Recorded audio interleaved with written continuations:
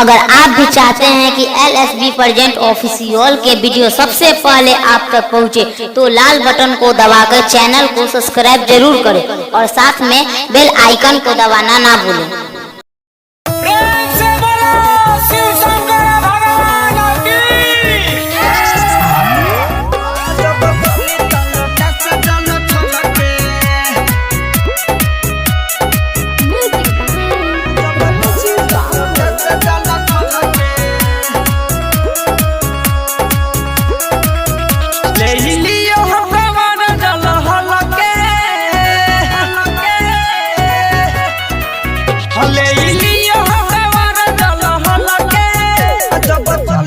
लोटा से जल छलके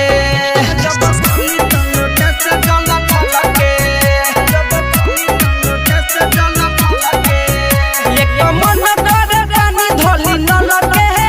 जब चली त लोटा से जल छलके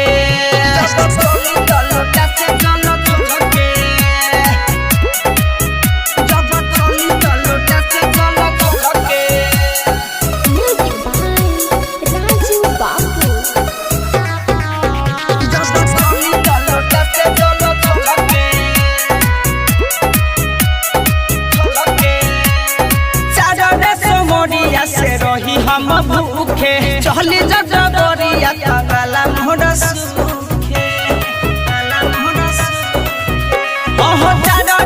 मोरिया से रही हम भूखे चली जगरिया तगला मोर सुखे कही साइड हो जाए तनी बम के कही साइड हो जाए तनी बम के जब चली लोटा से जल छलके जब चली लोटा से जल छलके जब चली लोटा से जल छलके। Recording by Mahi Music Sareya। जब चली लोटा से जल छलके एक मन करता कि जाही भोले नगरी दिलावा नहीं देती सगरी मन करता कि जाही भोले नगरी दिलावा पे दुखवा नहीं देती सगरी कहता रे समिति चल हलके कहे सूर्य सरोज चल हलके जब चली त लोटा से जल छलके